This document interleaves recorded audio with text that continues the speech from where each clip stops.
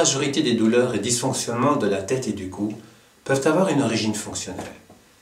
Ces problèmes, qui concernent en moyenne 20% de la population à des degrés divers, représentent un problème pour les personnes qui en souffrent, mais aussi pour le coût social qu'ils engendrent en soins de santé, ainsi que par l'absentéisme au travail. Le kinésithérapeute peut être un intervenant majeur dans la gestion de ces problèmes. En mettant en œuvre les techniques spécifiques à chaque entité, en maxillofacial, en ORL, en neurologie et plus secondairement en ophtalmologie, il pourra proposer des outils très performants pour solutionner ces problèmes. Cependant, il devra toujours rester conscient que la logique physiopathologique de ces plaintes fonctionnelles doit toujours se voir dans un ensemble tête et cou. Quels sont les problèmes les plus courants?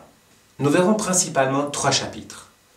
Dans le premier chapitre, plus lié à la neurologie, nous verrons les céphalées de tension, les migraines et différents types d'algies de la face. Cliniquement, l'implication musculaire semble reconnue par la majorité. En 1999 déjà, Jensen, sur base d'une étude de 1000 cas, pouvait démontrer l'implication de la tension musculaire et l'irritabilité de celle-ci. Le système réticulaire, qui est le gestionnaire de la tension musculaire, qui se trouve dans le tronc cérébral, est le carrefour où aboutissent les stimuli somatiques venant des muscles et émotionnels venant du cortex. Ces stimuli vont influencer le système réticulaire et lui-même renverra des signaux vers les muscles pour définir le niveau de tension et vers le cortex pour définir son niveau de vigilance. Et le cercle vicieux est en route. Benson, en 2011, y ajoutera l'importance des trigger points. Travell et Simmons nous proposent une étude remarquable de ces points myofasciaux. Le traitement de la céphalée de tension sera principalement, pour sa phase tensionnelle, de reprogrammer le système réticulaire en lui envoyant des messages somatiques de relâchement venant de l'ensemble des muscles de la tête et du cou. Émotionnellement, nous travaillerons le plus possible avec le biofeedback EMG et Skin Connectance qui nous renseignent sur le niveau d'activité émotionnelle lié au stress. Le travail des trigger points y sera souvent associé, même s'ils ne sont pas strictement à la base de la céphalée de tension. Dans le cadre de ces céphalées, nous serons aussi attentifs aux céphalées cervicogéniques. Les douleurs céphaliques proviennent d'une mécanique cervicale perturbée, elle-même souvent douloureuse. Les patients décrivent cette douleur cervicale qui provoque ces céphalalgies. Elle se situe du côté cervical perturbé et souvent associée au mouvement.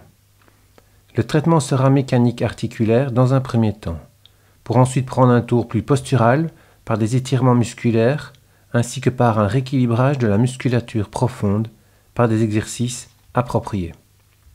La migraine, cliniquement, l'implication neurovasculaire cérébrale liée aux nerfs trigémaux est la physiopathologie la plus reconnue. Une zone liée aux trigémaux dans le tronc cérébral est visible à l'imagerie dynamique cérébrale et serait activée préalablement à la crise et reconnue comme étant possiblement le générateur de la maladie migraineuse. Cette même zone peut être activée par une stimulation électrique nociceptive dans la partie cervicale haute et plus spécifiquement au niveau C2. Brach et Godsby, dès 2002, ont pu démontrer cette implication probable des noyaux trigémino-cervicaux dans le déclenchement de la migraine, dans le cadre de ce qu'ils appellent la convergence trigémino-cervicale. Physiologiquement, cette convergence trigémino-cervicale sera activée sur base d'une perturbation fonctionnelle chronique, très souvent non douloureuse, des étages cervicaux C1, C2, C3. Ce problème peut être articulaire, discal ou plus fréquemment musculaire. À la palpation des muscles sous-occipitaux, cette convergence, s'il y en a une, pourra aisément être mise en évidence. Cliniquement, nous essayerons aussi de mettre en évidence l'irritabilité trigéminale périphérique s'il y en a une, car la compression de ce système, principalement par les muscles de la face et maxillofaciaux, peut aussi être un déclenchant de la crise migraineuse. Le traitement consistera donc en la normalisation de l'étage cervical supérieur, que ce soit au niveau musculaire et articulaire, pour déstimuler le système trigéminal sensitif cervical. Le relâchement de toute la musculature de la face et maxillofaciale susceptible de stimuler ce système trigéminal périphérique irrité, s'il en est, sera aussi une partie importante du traitement. Les allergies de la face d'origine fonctionnelle seront, elles, plus définies comme des douleurs isolées non directement liées à la céphalée ou à la migraine. Il n'est pas rare que les allergies se superposent à ces deux problèmes. Cliniquement, nous rechercherons les implications musculaires, surtout par le biais des trigger points. La convergence trigémino-cervicale, qui n'implique pas que la migraine, pourra être aussi mise en cause et sera traitée, ainsi que l'irritabilité trigéminale. Dans le deuxième chapitre, nous aborderons les perturbations maxillofaciales avec principalement les perturbations de l'articulation temporomandibulaire.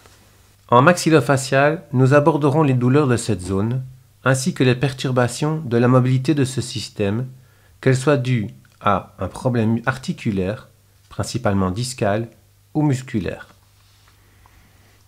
Cliniquement, nous essaierons de mettre en évidence la compression de l'articulation temporomandibulaire par le serrement dentaire, repérable par l'usure dentaire qu'il provoque.